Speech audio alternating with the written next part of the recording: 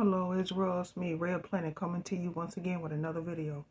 No rights to the video or music, strictly for educational purposes only. We're going to listen to Woodward TV speak about the second book of Enoch. Second book of Enoch. And I'm going to stop and say a few things pertaining to the second book of Enoch. Let's get into it, Israel.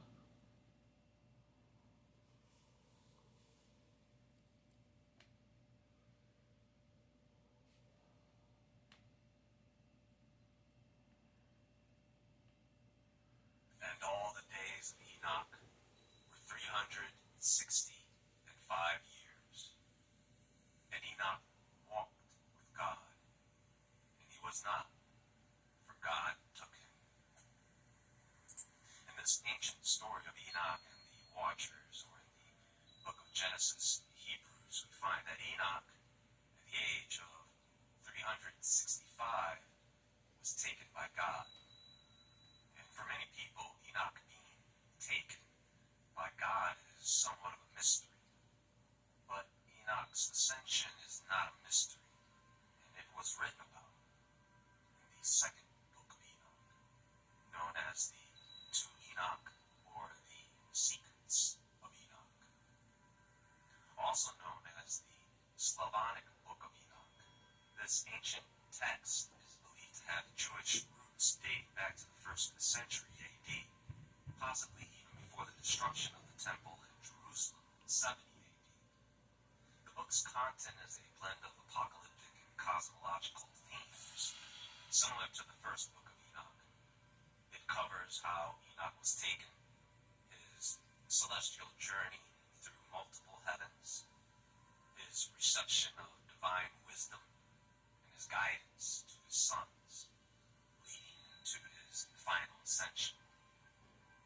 Those of you who have not yet heard this story before, I encourage you to stay tuned as I tell the story of Enoch's journey through the celestial realms and the various levels of heaven. Sometimes stories like this help us to understand the complex landscape that is painted by words of the ancients, a glimpse into what is known as the heavenly kingdom, and most important, a revelation of our future.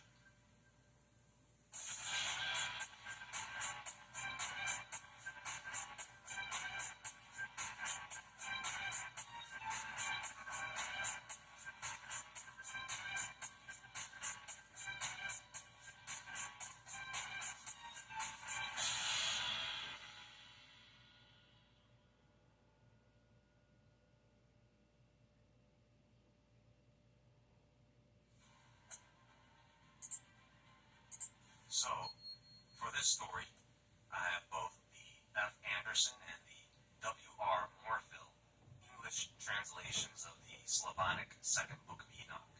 Here I'll use the F. Anderson version for better comprehension. It starts out, "There was a wise man and a great artist whom the Lord took away, and he loved him so that he might see the highest realms. And of the most wise and great and inconceivable and unchanging." So, Israel, you do know that it's 10 levels to heaven. And Enoch was taken to each level and told what their purpose were. And the angels that was on it and their responsibility, as well as the fallen. Okay? And the angels came and got Enoch and taken Enoch to all 10 levels of heaven and was shown everything. This is why he wrote so many books, because he wrote what he saw.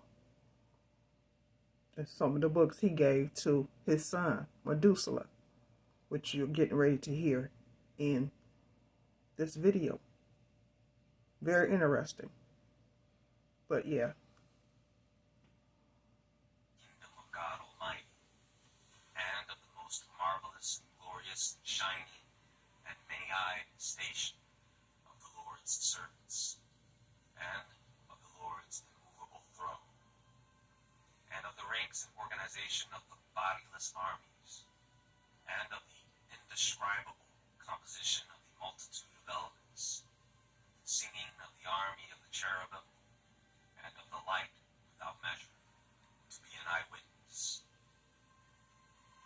time, he said, when 165 years were complete for me, I fathered my son Methuselah, and after that I lived 200 years. Now this is interesting because in the book of Genesis, it states that Enoch was 65 years old when he begat Methuselah, and then lived 300 years more, which is significant because someone is off by 100 years, and this would place the birth of Methuselah off by 100 years. However, there are biblical translations that state 165 years instead of 65 years. I completed all the years of my life, 365 years. In the first month, on the assigned day of the first month, I was in my house alone, and I lay on my bed sleeping.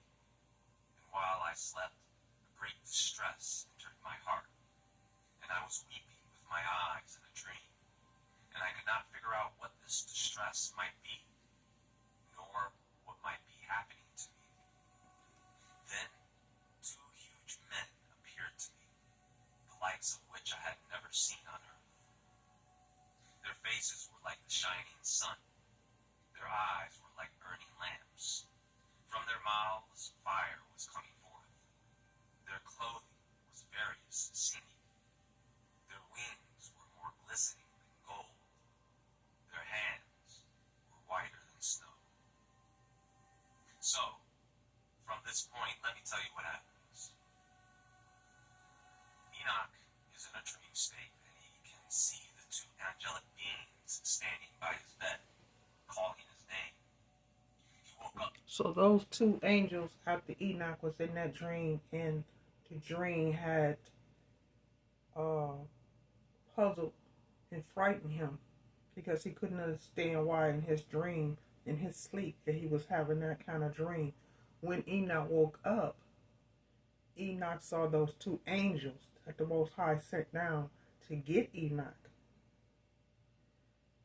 to take him, to show him, like I said, the 10 heavens. They informed Enoch not to be afraid, not to be in fear, but to tell his sons, Methuselah, all the things that they needed to do while Enoch was in his journey going to the levels of heaven. Let's continue. To see them clearly standing in front of him, feeling a mixture of fear and respect.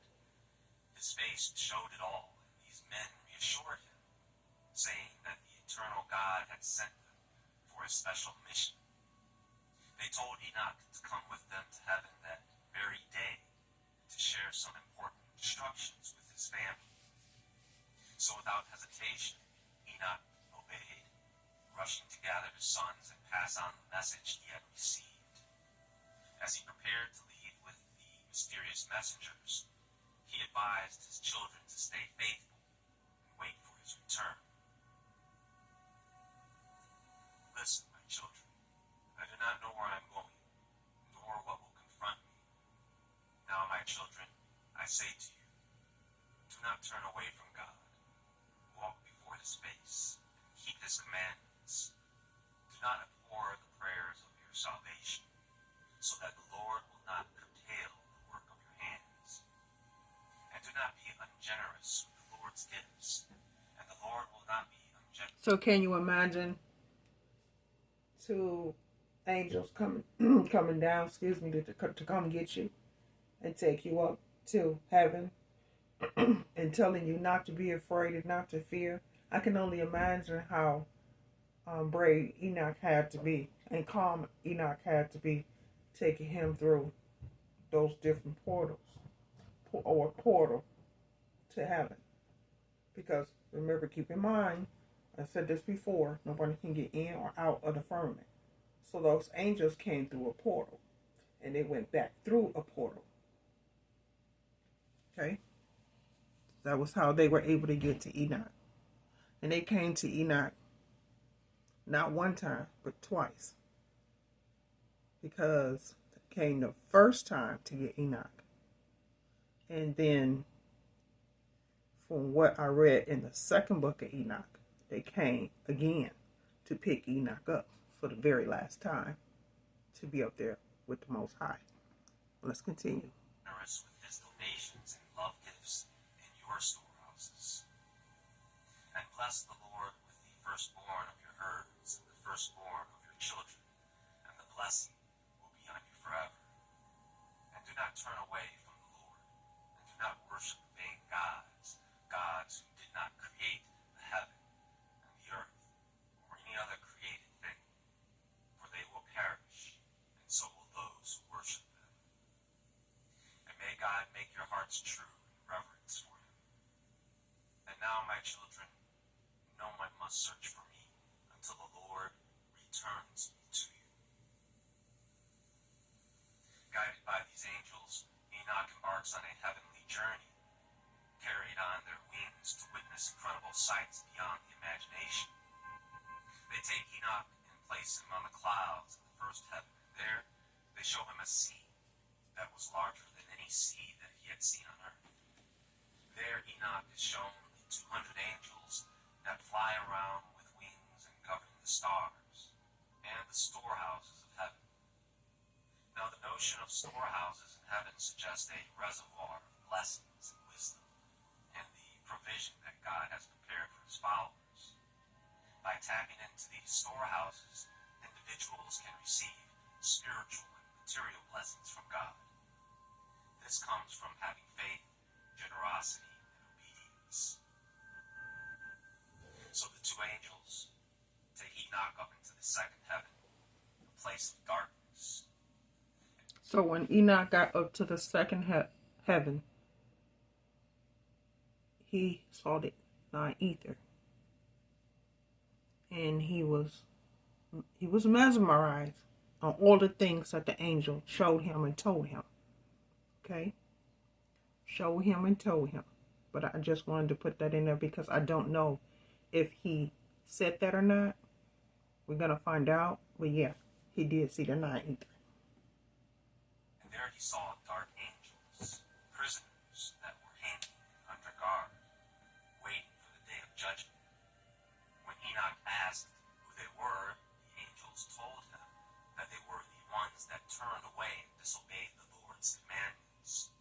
They are the ones who plotted and turned away from God with their prince, or Satan, along with those who are held prisoner in the fifth heaven.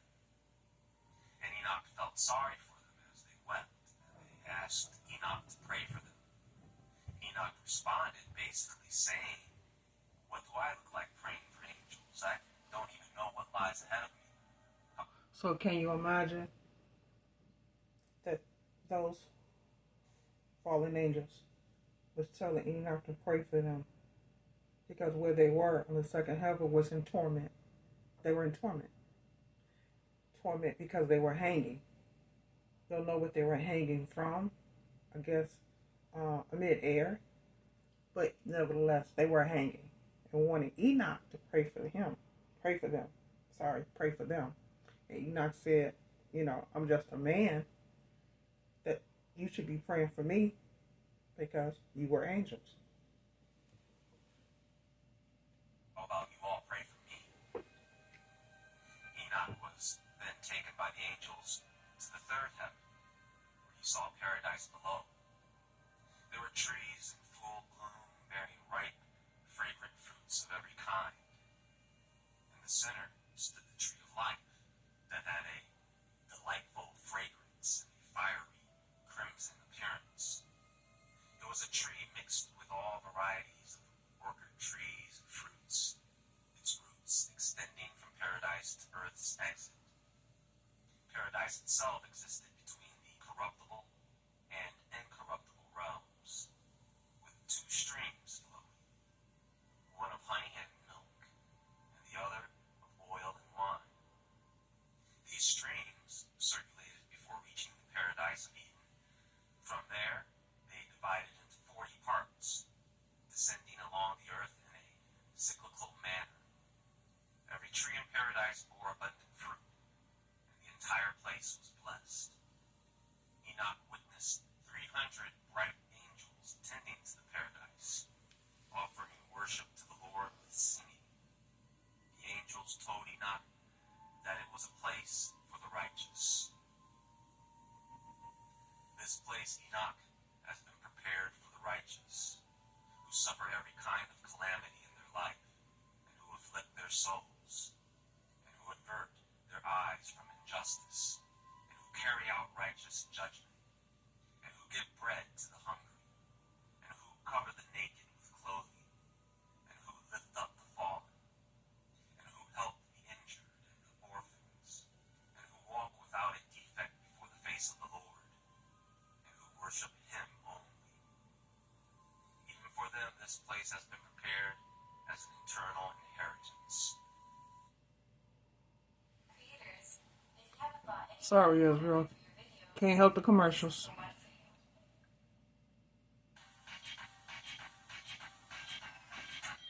They do this to deter you away from the video. Has been prepared as an eternal inheritance. Enoch describes being taken to a terrifying place in the northern region. This place is characterized by darkness, gloom, perpetual black fire, and a river of fire. It is reserved for those engaged in various sinful acts, including child corruption, witchcraft, theft, lying, murder, and idol worship. Later, Enoch is taken to the fourth heaven, where he observes the movements of the sun and the moon. He sees the sun's chariot, 4 great stars on each side, and angels accompanying the sun. He witnesses flying spirits called phoenixes and calcadras that run with the sun, carrying heat and dew. He is then shown the solar gates in the east, through which the sun emerges, and he learns about the 6 open gates or portals with specific measurements. The sun completes a cycle through these gates, marking the days and seasons. Then he is taken to the west, where he observes 6 large open gates corresponding to the eastern gates. The sun's light is removed during its journey under the earth, and its crown is guarded by 400 angels. The solar elements, phoenixes and calcadras, burst into song, rejoicing at the arrival of light. He is shown the calculation of the moon's movement through 12 gates, and the lunar year is explained to have 354 days. The moon completes its cycle through the gates, and its great cycle lasts for 532 years. The text also mentions the angelic songs in the middle of heaven, where armed troops worship the Lord with various musical instruments and indescribable songs. So, they then take Enoch into the 5th heaven, and guess what he sees there? The armies known as Grigori. Now, these beings have a human appearance, but are larger than giants, with lowered faces and silence. Now the 5th heaven, from what the second book of Enoch says, is real. We all know what the 5th heaven awaits. We know what the 5th heaven is for. And we know who's going to the 5th heaven. It is not a great place to be. Not at all. It's not a good place. I'm just going to leave it at that. Not at all. But we all know, those who know, it is not a pleasant place. But you notice from the 5th down to the 1st, it's really nothing but pretty much doom and gloom. Doesn't get better until you get maybe to the 6th or 7th heaven, because like I said, it's 10 levels. Seemed doom and gloom to me. What you think? Enoch wonders why there is no one singing and giving praise in the 5th heaven. The 2 angels explain that the Grigori, along with their prince Satanael, turned away from the Lord. Some of them descended to earth, broke their promise on Mount Hermon, and defiled the earth by taking human wives. So you see, Satanael and Sinzaza were the 2 head angels to talk those other angels to come down to lay with those women. and like they say, have wives and produce kids, or giants, or Nephilims, whatever you want to call it. But yeah, that is on the fifth heaven. Resulting in the birth of giants and monsters. So now you can see why their hybrid children became giants, because they were also giants in heaven. Enoch expresses sympathy for them and mentions praying for their brothers, but the judgment still stands. He advises the Grigori to perform liturgy before the Lord to avoid further angering him. When Enoch suggests this, the Grigori follow his recommendation and organize themselves into 4 regiments. As they stand in the fifth heaven, 4 trumpets sound in unison, and the Grigori burst into singing before the face of the Lord. Enoch describes being taken to the sixth heaven, where he observes 7 groups of angels that are brilliant and glorious. The primary task of these angelic groups is to study and oversee the movement. And I want to say this, those angels, they're not the Most High's angels. Just a picture of angels. The Most High angels definitely doesn't look like that. They're melanated. So the stars, the revolution of the sun, the phases of the moon, and the overall well-being of the cosmos. When these angels witness an evil activity, they organize commandments and instructions while engaging in chorale singing and praise. They are the archangels who oversee other angels. Their specific roles include overseeing seasons, years, rivers, oceans, fruits of the earth, various plants, and providing food for all living things. They are responsible for recording every human soul, documenting their deeds and lives before the Lord. Among them are 7 phoenixes, 7 cherubim, and 7 6-winged beings, singing in unison with a single voice.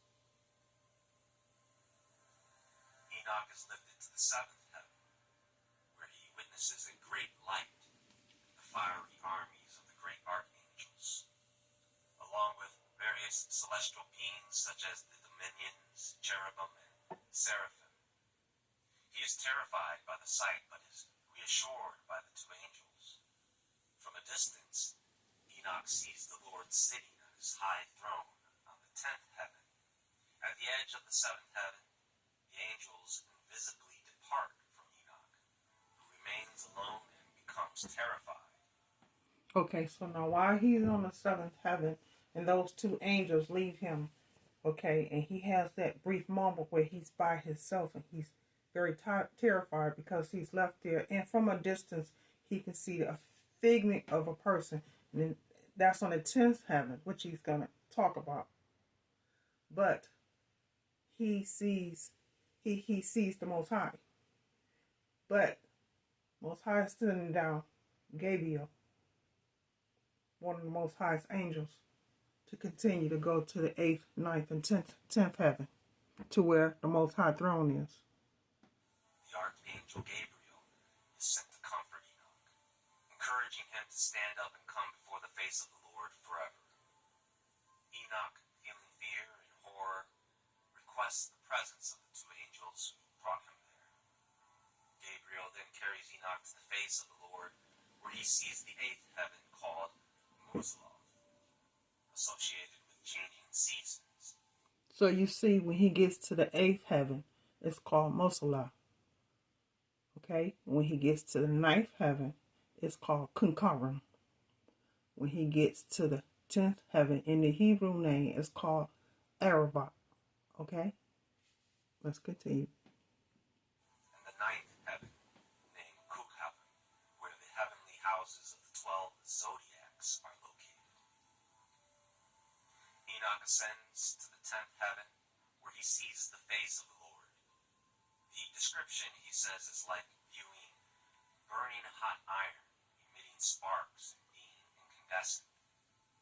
Enoch acknowledges the indescribable and marvelous nature of the Lord's face, stating that it is supremely awesome and frightening.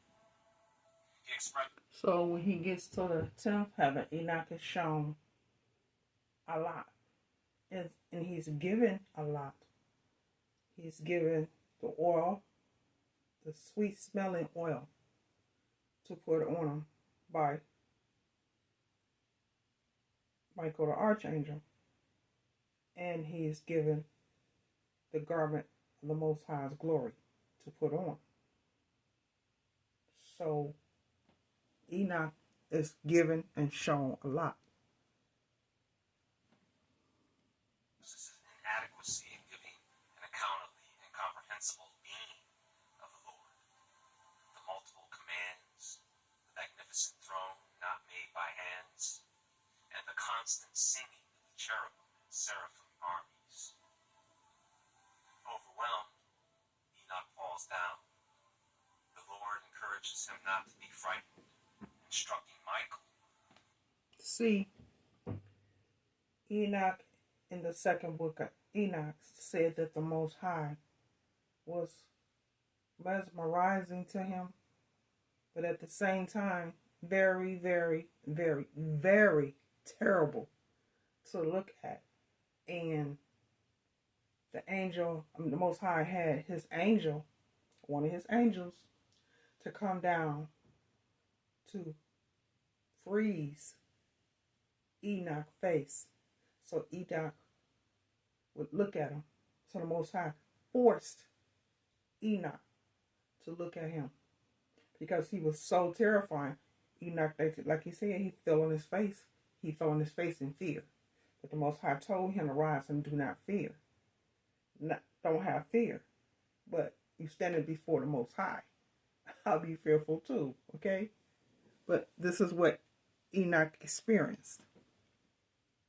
To lift Enoch and bring him in front of the Lord's face forever.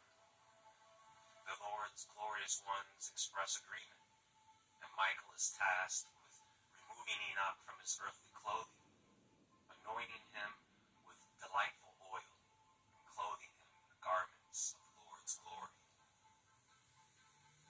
As Michael carries out the instructions, Enoch transforms into one of the glorious ones.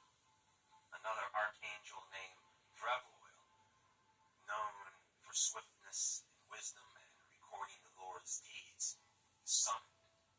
The Lord instructs Vrevoil to bring out books from his storehouses, provide a pen for speed writing, and read the books to Enoch.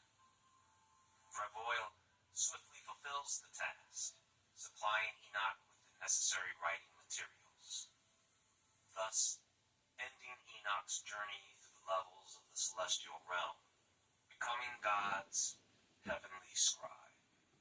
Okay, so when the two angels, after Enoch experienced what he experienced, eventually the Most High sent the two angels that came and got Enoch, took him back to his sons after he wrote those books. And he told his sons and his sons' sons, and his sons' family, what he experienced in heaven. Now, keep in mind, Enoch was put on the Most High's glory. So Enoch didn't ever require food once he left and stayed, I think they said, for 30 days before the Most High took him, because he had to tell his sons everything that he experienced in heaven. So he stayed there 30 days before the Most High took him. Most High took him, right? So he didn't inquire food nor anything to drink, because the Most High sustained him.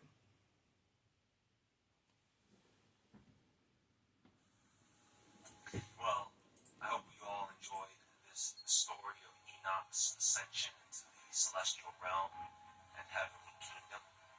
There are several more chapters to the second book of Enoch, going into what God revealed to him that had not been even revealed to his angels.